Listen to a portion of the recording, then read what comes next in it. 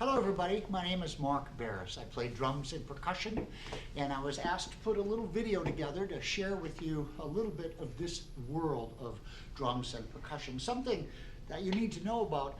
Any culture on the planet, no matter where you travel, every culture is going to have a bunch of percussion instruments, and not just a couple, a lot of them. So that's what drew me initially, because it's so big. That whole family of things. And just so you know, any percussion instrument is considered something that you could strike, shake like a shaker, or vibrate like a cymbal. And I'll get to all those things as we go on. So to start with, I did want to share with you the instruments of the classical orchestra, or symphonic orchestra. And the grandfather of those are these right here. We have timpani or kettle drums. And as you can see, they're shaped very much like a huge cooking kettle and make an incredible sound, which I will share with you shortly here. Resonates really well. The mechanics of these is another thing that's quite fun as well. There's a pedal on here, and I can move that pedal around to get different pitches for you. Listen.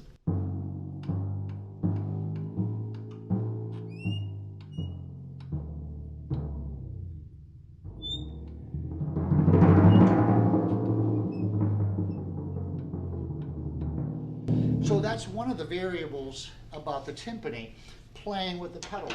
The other is the mallets. I have many different kinds of mallets. These are really soft. They're like giant Q-tips. So you get a really nice, soft, puffy sound.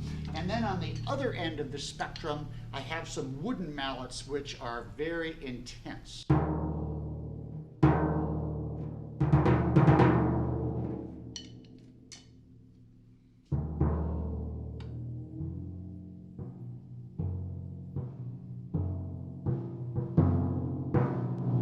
So think back of movies that you have seen, or television shows that use a lot of percussion that you may not see, but you would absolutely hear.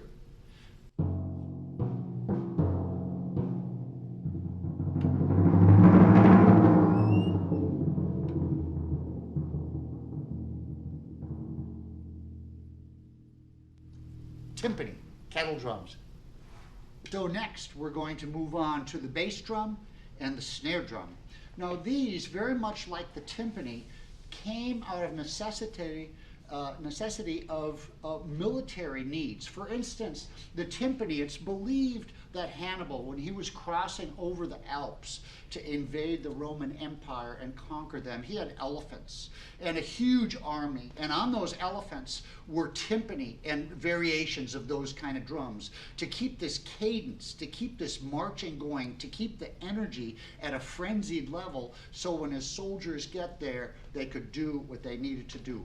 Bass drum, as you may or may not know, is a really important part of a marching band, which again initially came from a military need. Similarly with snare drum, and I'm sure you've all seen a parade or two, they're going to use the snare drum to keep that peppy, snappy step going on. So on and so forth. So let me just give you a couple of sounds that comes off of this. Very big sound, very warm, very deep.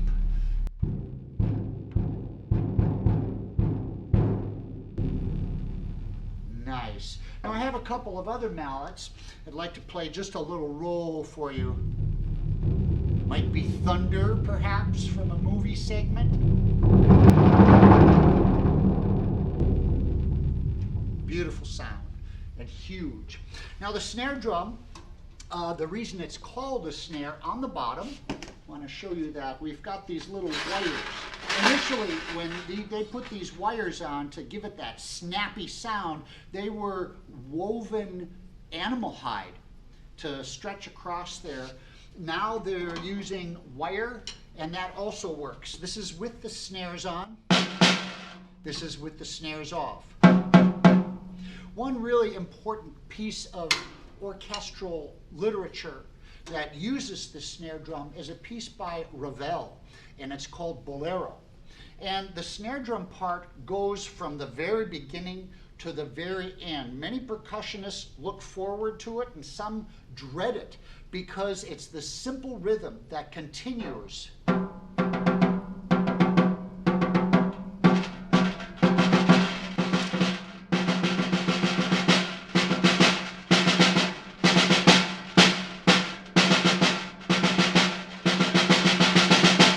Starts really, really soft, pianissimo. And as the orchestra adds its parts from all the different sections in the orchestra, it gets louder and louder until it carries it to the very end, which is a pretty climactic thing. I would recommend, if you have a few moments, of checking that out. I'm sure something's available on YouTube, Ravel's Bolero. And when it first came out, it was not received well.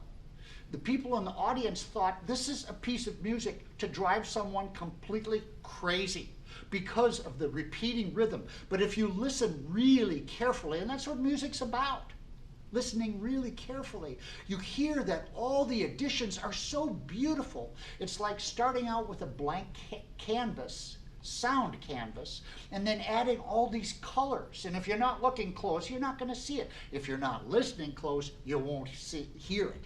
So give that a shot. I think you'll enjoy it. Thank you. We are back, and we are sitting at a piano. Could we see the keyboard here? There we go. And something I wanted to share with you, as I mentioned before, cultures all over the world have loads of percussion instruments. Piano, technically, is a percussion instrument. And let's think about the definition before. Anything you strike, anything you shake, anything you vibrate becomes a percussion instrument. Let's take a look inside the keyboard and tell me what's going on there. Is it striking? Is it shaking? Or is it vibrating?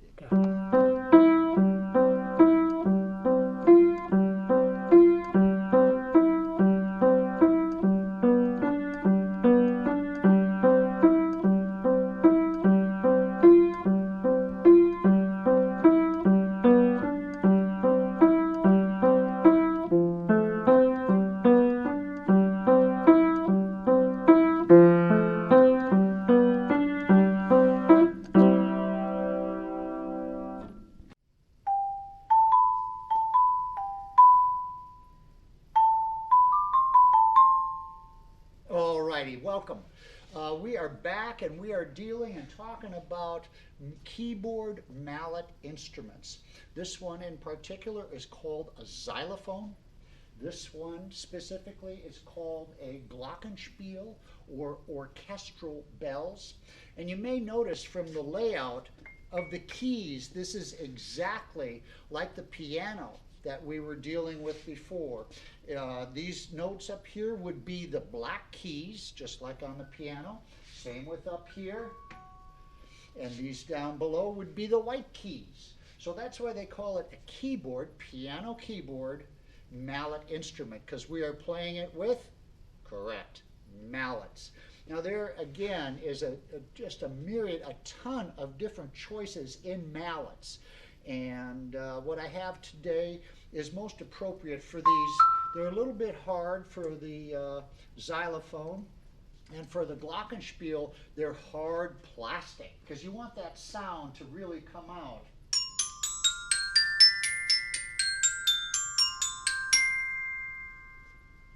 Isn't that lovely? I love it. So let me just play a little bit, something that has already been put in your ears from the piano. And a lot of times percussionists, we have a reputation for never having enough to do. So we're not holding 2 mallets, we're holding 3.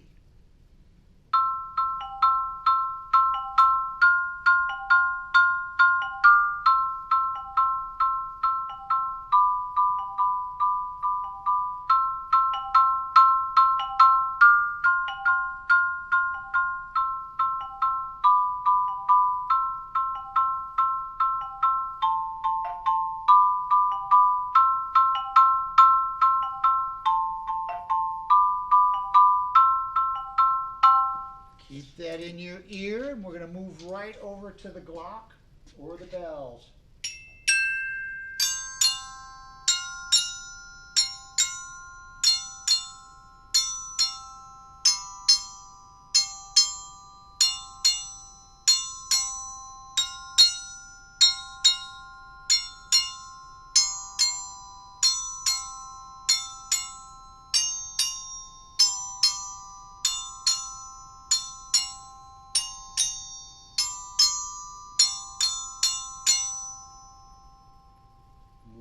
nice.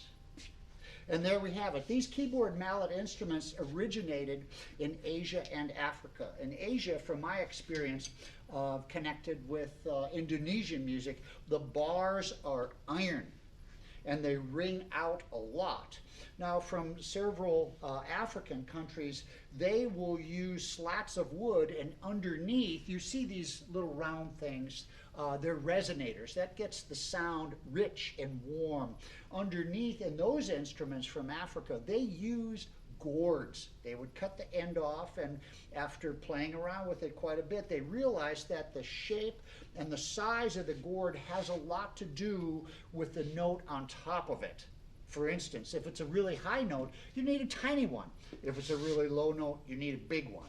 And that's what gets the beautiful warm sound out of a xylophone. And unfortunately, we don't have a marimba today, but you could certainly look on YouTube for a marimba and see what somebody's doing with that and the sound that comes off of that.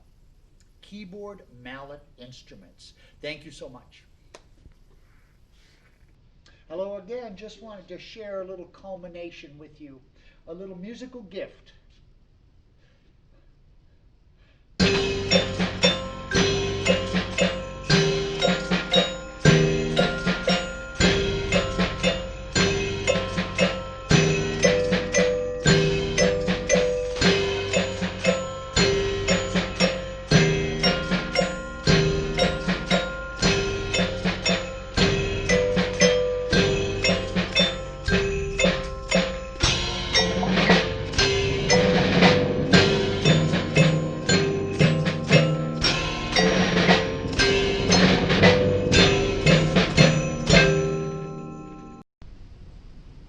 Hello again. I just wanted to leave you with one final thought, that when we are born, we are all percussionists. And if you're unsure about that, place your hand on your heart and still yourself and tell me, what is it that you feel? It's our very own personal drum, and it's keeping us moving. There you go. I hope you enjoyed this. I certainly did. Take care. Bye-bye.